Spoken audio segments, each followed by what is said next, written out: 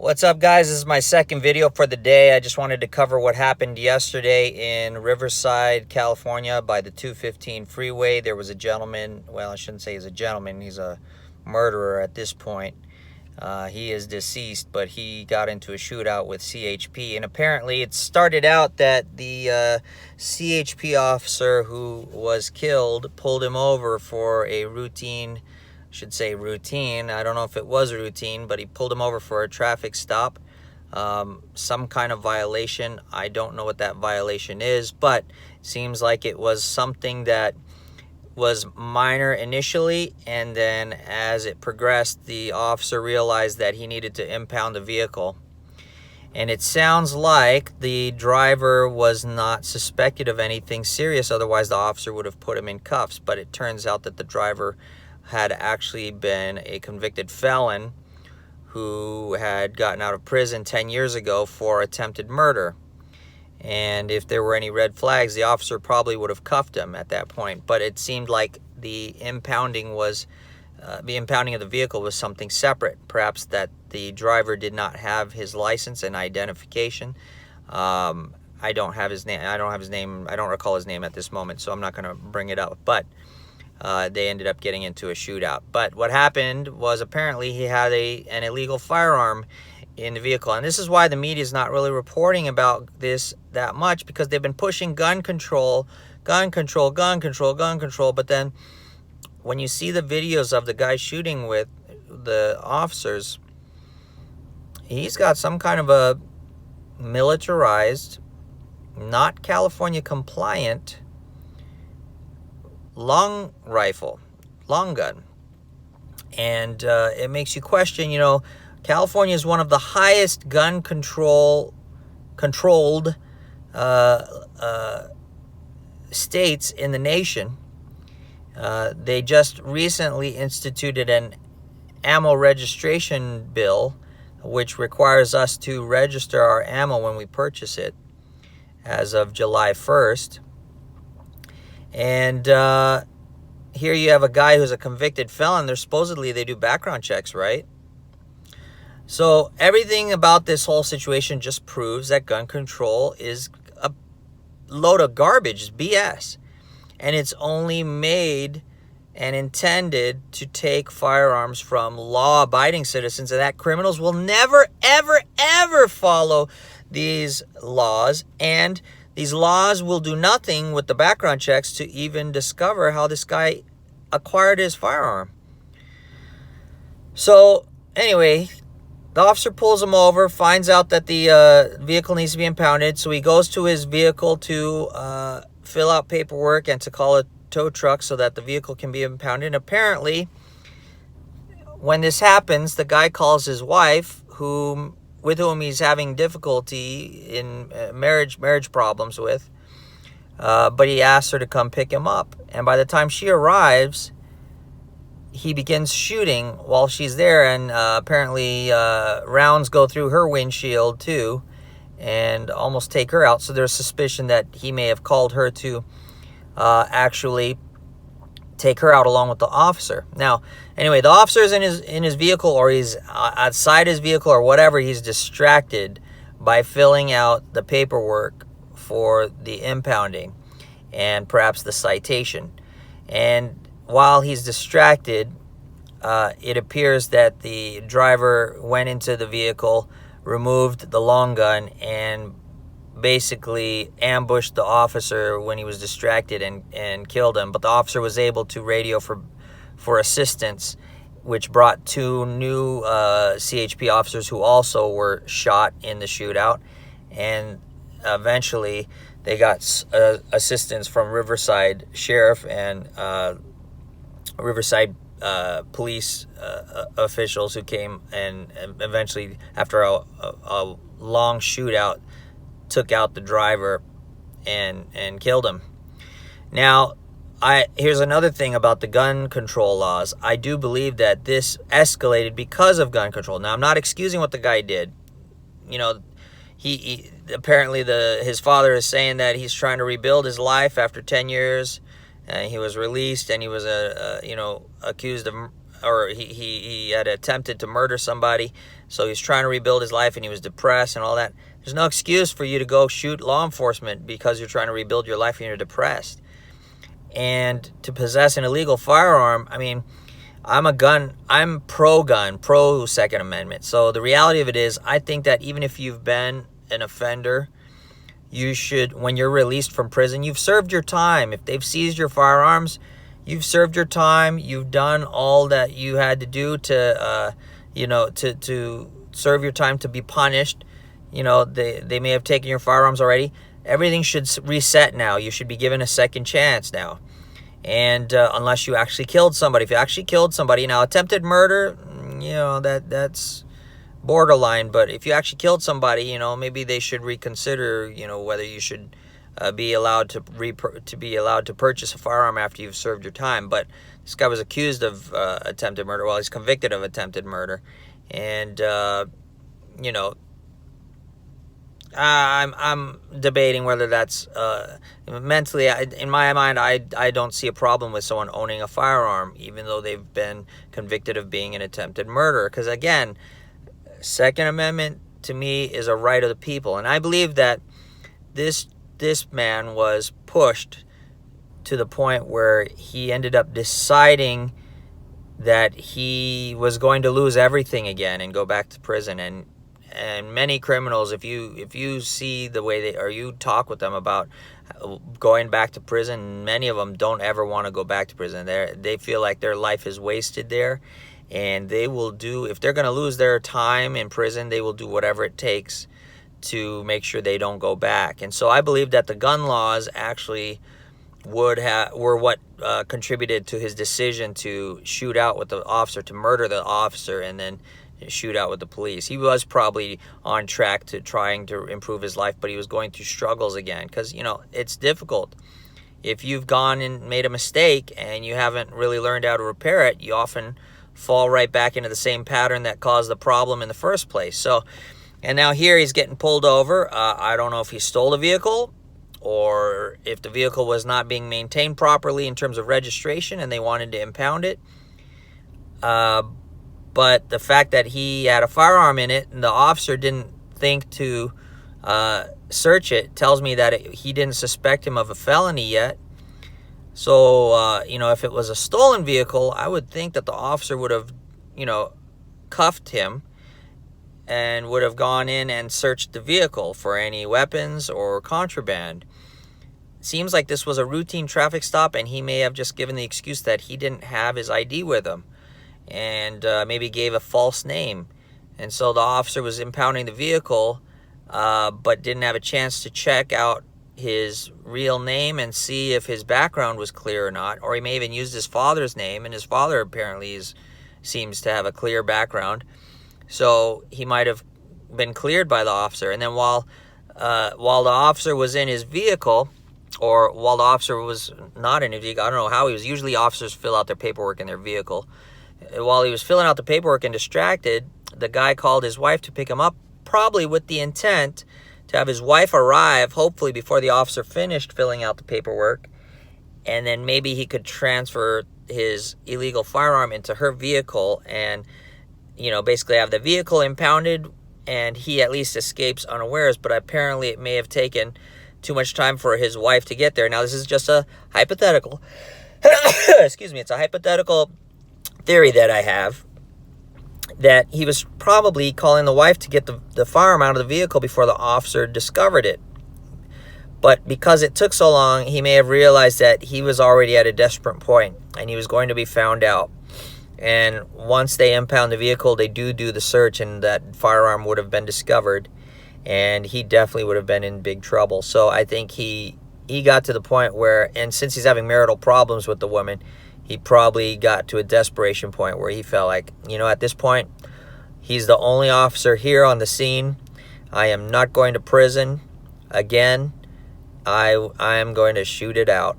And, yeah, she's arriving, but she's too late. The timer has run out, and it is time to act now, or it will be over for me. So I believe that the gun laws are part of what caused this guy to go over the edge. And, the other issue is Democrats have really destroyed the financial situation in the economy here in California. And so a lot of people trying to recover or start over and fix their problems end up going right back into struggling because the taxes are so high, penalties, you need to pay for permitting and business license fees and conditional use permits when you try to start a business, and business license fees, all these fees, taxes by the Democrats, because of these dumb regulations, make people desperate. And so, again, I'm not excusing this guy's behavior. I've been rock bottom as well, and I've had to rebuild at some point, and I've done pretty well for myself just out of discipline. But not everybody can do that. And so I have I have compassion for people and try to understand what they're going through. At the same time, this wasn't right. The poor officer lost his life. His family is now going to have to deal with that, and potentially could lose more CHP officers because the other two were shot and one is in critical condition. I have not yet seen an update or whether that other officer is going to survive or not. And, so I don't excuse this guy at all, but I do believe that the state has a lot to do. The legislature, the regulations have a lot to do with driving people and pushing them over the edge to commit crimes and to feel desperate. Especially as a gun owner myself, I feel that the state is very oppressive to gun owners by creating laws and creating red flag situations which are basically unconstitutional, where they treat us like we created the crime or we committed a crime, and we haven't. We haven't been convicted of such, nor have we gone through due process, meaning gone to court. The problem with red flag laws is that they make you guilty until you're proved innocent, which is basically the laws of Mexico. We are not Mexico. We live in a nation that has laws that are set by the Constitution, which basically states that we are innocent until proved guilty, or until proved guilty, right? And red flag laws put you in a situation where you are guilty before you even set foot in a court. So, we're set up to become like the movie Minority Report, where they are predicting that you are going to do something wrong before you do it, and by virtue of their doing that, it becomes a self-fulfilling prophecy, because they drive people to desperation to the point where they might actually do commit the crime. And there are laws against entrapment, where you can't set up people to make them do the crime before you arrest them. You have to catch them doing it in their normal behavior. So you cannot create an environment where it will lead them to do the crime. So that's entrapment. And so red flag laws are basically a form of entrapment, where even though you haven't really committed a crime, it's like you're driven to head that route out of desperation. So I believe that this man is in a very unfortunate set of circumstances. He's no longer alive. The police ended him, and they were justified in doing so. And unfortunately, the officer died. But hopefully, you guys are understanding what I'm saying here. He made bad decisions, but in many ways, a lot of the regulations and the governmental environment, I believe, kind of drove him to those final desperate decisions that he did make that were very, very wrong and very unfortunate. And unfortunately, the law enforcement officer lost his life, and the driver lost his life. So this is something to consider. There are many unintended consequences when you like to support government regulating things so heavily. I remember when I was young, there was a time when, there was freedom. You could do a lot of things. You could own a gun. Kids could even carry guns around, and we could play with fireworks and things like that. They've since made fireworks illegal because they want to protect you from blowing your hands off.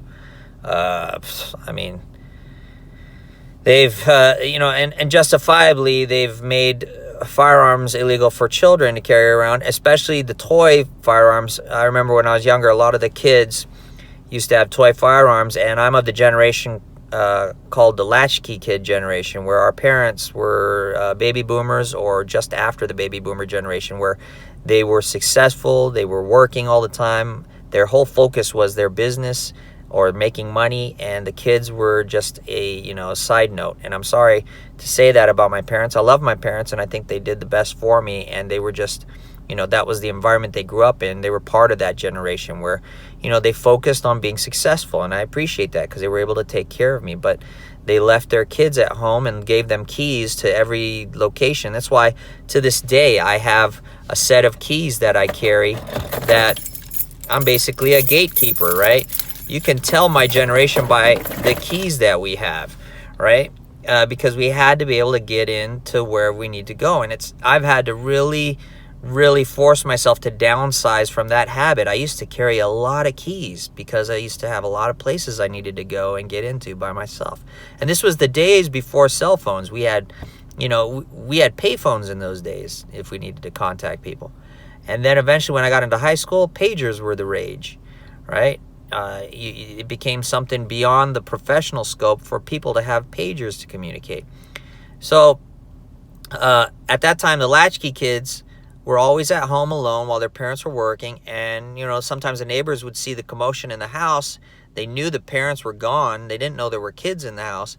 So they thought there was an intruder in the house. They would call the police to come respond. And the kids would probably be in the backyard, or they'd be in the house playing with a toy gun. And the toy guns at that time looked very real. My grandpa bought me a realistic cap gun that looked like a .22 Dillinger. And with the caps, man, the thing looked like it was actually firing bullets. So, and it had the nice pop sound of a .22. And these caps were basically, they're like is a little ring that would fit into the cylinder of the revolver. And it had the ring was like little cups, right? So the cups would fit into and they'd have like a little piece of paper with gunpowder, a small amount of gunpowder on it. And the hammer of the firearm would hit that, and it would make the thing explode. So it was very similar to an actual firearm going off, but nothing came out the nozzle except for a flame, right?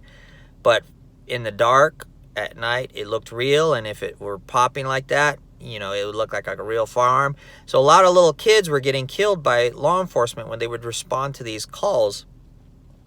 And so it's to the point now where they passed these laws where any firearm that looks, or any toy firearm or replica firearm that looks real, has to have the orange paint on the muzzle of the gun so that a law enforcement officer can distinguish it from a real firearm. And, that's where we are today. So airsoft toys have that little orange nose on it. Replicas have the little orange nose on it, which to me is ridiculous, because if a criminal wanted to use it to rob a bank or whatever, all they had to do is paint over the orange portion, and you wouldn't know until that person was either arrested, shot, or they're forced to give up the firearm in some way. Then you could see that it wasn't real, it was a replica. But anyway, they passed those laws because of that. So we've gotten to the point that we are today where the freedom has been so restricted because of unfortunate a series of unfortunate events that have led to super regulations where the state tries to justify taking our freedoms in the guise of seeking our best interests and protecting us from getting killed or injured or maimed. But in the end, they're almost forcing us to get killed, injured, or maimed by limiting our freedom.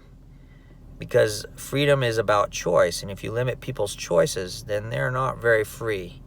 There only is the appearance of freedom, and that's what's going on in California. That's what's going on in Chicago. That's what's going on in New York. You're seeing these mass shootings in all the places where there are gun-free zones, where people are taking guns away from people. And you probably are seeing an increase in crime due to the gun control, because the desperation is causing people to make very bad choices out of situations where they get entrapped or caught, and now their only way out is a shootout because they don't want to end up in prison again. So this is my commentary on it. It's not really a news report. It's more of an opinion piece about why I believe that gun control doesn't work. And a lot of times they've discovered that gun control actually leads to more crime in the end, because you are disarming the innocents and you are allowing criminals to get away with things they shouldn't be doing. I mean, this driver guy, this guy who got killed, I mean, if you see the videos, it looks like he has an AR-15 with an extended magazine, and it's not California compliant, so it doesn't have the little thing over the thumb, the little thumb guard over the grip and the buttstock to make it very difficult to handle, or and it looks like it's a removable magazine without the push button issue. I mean, it looks like it's totally illegal. So that's what I'm saying. Criminals do not follow the laws, and if they get caught, it forces them to be more desperate. We really need to have more reform and review and discussion about what we're doing in this country. And I mean, look at Australia too. Australia had that stabbing as well. I mean, they made guns illegal years ago, and you still have mass casualty events without firearms. So gun control did very little to stop mass casualty events, because now they use knives. You look at China, same situation. So that's my whole point of this video. It's just something to spark a little discussion. Again, I'm not excusing what this guy did. It's just a very tragic, very sad set of events that, to me, with a little foresight, probably could have been prevented, but you never know. I mean, the guy was already convicted of attempted murder, so maybe he would have done it no matter what. Who knows? But it sounds like he was trying to get his life back in order. But again, killing a police officer, I don't have any sympathy for you doing that. Once you do that, you're a criminal, and there's no helping you. I'm sorry. So if you like this content, please like, subscribe, and feel free to comment on my videos. I love the discussion. Make sure you hit the bell notification and switch it to all notifications so you know the next time I make a video.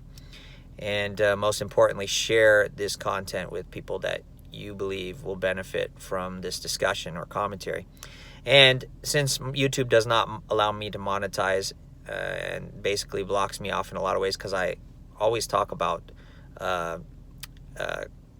controversial topics, please, by any means, support me by donating to my crypto addresses below. Also, I have affiliate links for products that I support. I'm going to add on to that as time goes by.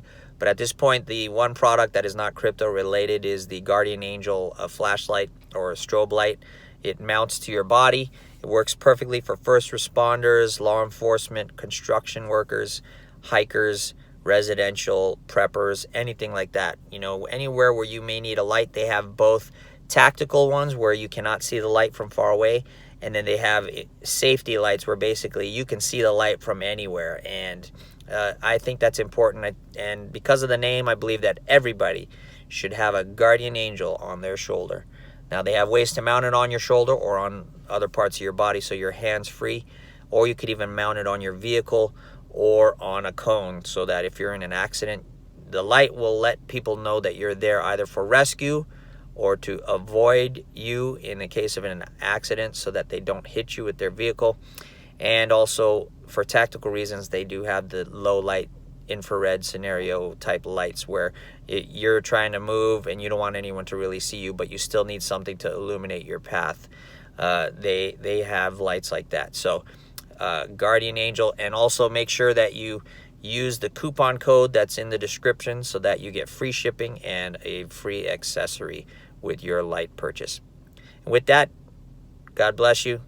Be safe. Be safe, everybody. This is a crazy world we live in. And until next time, take care.